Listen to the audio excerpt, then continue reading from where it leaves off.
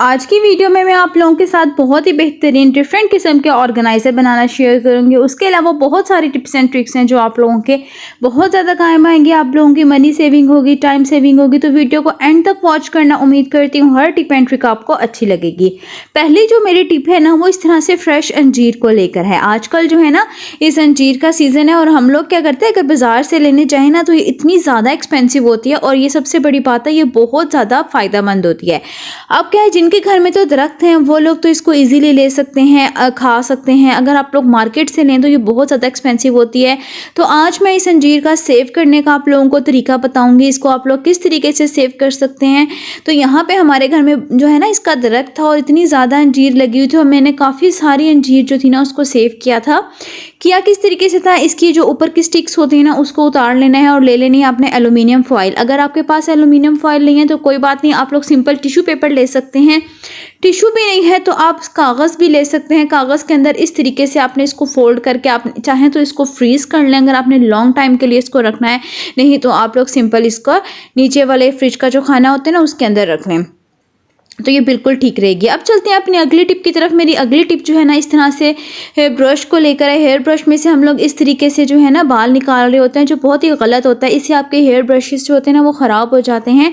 ये ऊपर जो पिंक कलर के इसके डॉट्स नज़र आ रहे होते हैं ना, ये उतर जाते हैं और फिर क्या होता है, जब भी आप कॉम्ब करते हैं ना तो आप लोगों के सर में ये लग रही होती है। तो बहुत बुरा जो है ना, हेयर ब्रश सही तरीके से आप लोग कर नहीं सकते। तो यहाँ पे सिंपल मैंने एक रखी हुई हैं ग्लासेस इस तरीके से, विदाउट इसके अंदर मतलब शीशे बिल्कुल भी नहीं है इसके अंदर। और इस तरीके से क्या करते हैं, इस स्टिक से जो है ना एक तरफ से मैं बाल निकाल लेती हूँ। जितने बाल होते हैं वो इस तरीके से ऊपर आ जाते हैं और तमाम बालों को मैं इसके अंदर से निकाल देती हूँ। इससे क्या होता है कि आप लोग आसानी के साथ हेयर ब्रश में से बाल निकाल लेते हैं और आपका हेयर ब्रश जो होता है ना वो जल्दी ख़राब भी नहीं होता है। तो इस तरीके से आप अपनी चीज़ों को जो है ना बहुत एहतियात के साथ इस्तेमाल करके काफ़ी टाइम तक जो है ना उनका यूज़ कर सकते हैं और इससे आप लोगों की मनी सेविंग भी होती है। तो उम्मीद करती हूँ ये टिप अच्छी लगी होगी। देख सकते हैं तमाम बाल जो थे ना वो इसमें से निकल चुके थे। अब जी मेरी अगली टिप स्पून को लेकर है। जब भी हम लोग बच्चों को खाना खिलाते हैं या बाउल में हम लोग स्पून के ज़रिए किसी भी चीज़ को मिक्स कर रहे होते हैं ना, तो होता क्या है कि जब भी हम स्पून को बाउल के अंदर रखते हैं ना वो इस तरीके से उसके अंदर गिर जाता है और तो फिर जो है ना सारा स्पून भी गंदा हो जाता है। तो उसके लिए आज मैं आपके साथ एक टिप शेयर करने वाली हूँ। सिंपल आप लोगों ने रबर बैंड ले लेनी है। अगर आप किसी छोटे स्पून के साथ कोई भी चीज़ मिक्स कर रहे हैं बाउल के अंदर, कटोरी के अंदर, तो फिर आपने इस तरीके से रबर बैंड को इसके ऊपर लगा लेना है। इससे ये होगा कि आसानी के साथ जो स्पून होगा ना वो एक ही जगह पर रखा रहेगा, वो इसके अंदर गिरेगा भी नहीं। अब जी चलते हैं हम अपनी अगली टिप की तरफ। मेरी अगली टिप उबले हुए अंडों को लेकर है। जब भी हम लोग अंडों को बॉयल कर लेते हैं ना तो उनको पैन में से निकालना बहुत मुश्किल होता है। पानी बहुत गर्म होता है, अंडे बहुत गर्म होते हैं, आपका हाथ जल जाता है। तो उसके लिए आप लोगों ने हैंड बीटर ले लेना है और इस तरीके से जो है ना आप लोगों ने अंडों को इसमें से निकाल लेना है और आसानी के साथ तमाम अंडों को आप इसमें से निकाल लेंगे। तो ये देख सकते हैं। अब जी चलते हैं हम अपनी अगली टिप की तरफ। मेरी अगली टिप जो है ना इस तरीके से शीशे के ढक्कन को लेकर है। यहाँ पे आप देख सकते हैं कितना ज़्यादा गंदा हो चुका है और इसके साइड्स पे इतनी ज़्यादा चिकनाई थी कि ये क्लीन ही नहीं हो रही थी। तो इसको क्लीन करने का आज मैं आपके साथ एक सिंपल सा तरीका शेयर करने वाली हूँ। आप लोगों ने करना यह है कि इसके अगर ऊपर का जो इसका हैंडल होता है ना, इसको पकड़ने के लिए आप लोगों ने पहले उसका पेज खोल देना है इस तरीके से और फिर आपने इसको करना है क्लीन करने के लिए आपने एक बड़ी परात ले लेनी है और उसके अंदर आपने पानी डालना है। अच्छा, ये जो हमारे पास बनेगा ना इसका क्लीनर, इससे आप 25 से 30 जो ढक्कन होते हैं ना शीशे के या फिर कोई भी शीशे का मतलब चीज़, उससे आप इसको साफ़ कर सकते हैं। इस बॉटल में मैंने मीठा सोडा और नमक जो है ना वो डालकर मिक्स करके रखा हुआ है। सिंपल 2 चम्मच में इसके डाल के नीम गर्म पानी मैंने यहाँ पे लिया था, उसके अंदर डाल के इसको छोड़ दूंगी और तकरीबन 4 से 5 टेबल स्पून डालूंगी इसके अंदर सिरका, थोड़ा सा डालूंगी लेमन मैक्स। बस आपने इसको ऊपर से मिक्स करना है और इसको आपने इस तरीके से छोड़ देना है। 20 मिनट आप लोगों ने छोड़ के अपने घर के तमाम काम कर लेने हैं। तो यहाँ पे जी मैंने इसका जो ऊपर का जो कवर था, मतलब हैंडल्स थे इसके, हुक था, वो जो भी था, इसको मैंने इसके अंदर डाल दिया है। ठीक है, अब मैं इसको थोड़ी देर के लिए इसको छोड़ दूंगी।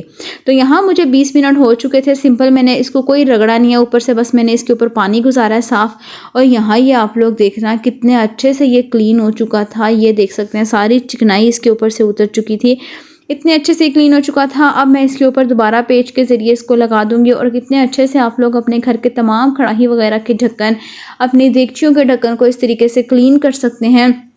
मैं इसको 2 वीक्स में एक दफ़ा इसकी डीपली क्लीनिंग ज़रूर करती हूँ। आप लोग भी क्या करें, इससे होता है कि चीज़ों की जो लाइफ होती है वो ज़्यादा हो जाती है। आप लोग आपको बार बार पैसे नहीं खर्च करने पड़ते। अब मेरी टिप अगली जो है ना वो स्टेपल को लेकर है। हम भी जब कभी भी ना बच्चों की बुक्स पे स्टेपल कर रहे होते हैं ना उसकी पिन्स को, तो इस तरीके से कभी गलत लग जाती है तो हम लोग क्या करते हैं उसको अपने नेल से ही उतारना शुरू कर देते हैं इस तरीके से। तो ये बहुत गलत तरीका है। जो पिन होती है ना वो आपकी नेल्स के अंदर भी चली जाती है, आपकी स्किन के अंदर जा सकती है और वहाँ पे क्या होता है पस वाले दाना बन जाता है जो बड़ी डेंजरस होती है। तो आप लोगों ने सिंपल क्या होता है अगर पिन आपने निकालनी हो तो स्टेपल का जो पीछे वाला पार्ट होता है ना इस तरीके से आप इसको करके निकाल लें। इजीली आप जो स्टेपल की पिन होगी ना उसको निकाल लेंगे।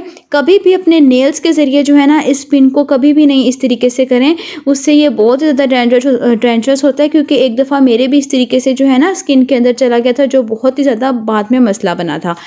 आप लोग भी ऐसा ना कीजिएगा। अब चलते हैं हम अपनी अगली टिप की तरफ। आजकल जो है ना गर्मी बहुत ज़्यादा और हम अंडे मार्केट से लेकर आते हैं तो इस तरीके से जर्दी जब हमने अलग करनी होती है वो इसके अंदर मिक्स हुई हुई होती है। तो सिंपल आप लोगों को आज मैं बताऊंगी स्पून के ज़रिए। बहुत मुश्किल होता है जर्दी को अलग करना। आप लोग बॉटल को प्रेस करके इस तरीके से जर्दी को सफ़ेदी में से अलग कर सकते हैं। तो ये देख सकते हैं कितनी आसानी के साथ मैंने इसको अलग कर लिया है। अब जी अगली टिप मेरी इस तरह की 3 बॉटल्स को लेकर है। इन 3 बॉटल्स के ज़रिए आज हम बहुत ही बेहतरीन ऑर्गेनाइज़र बनाने वाले हैं।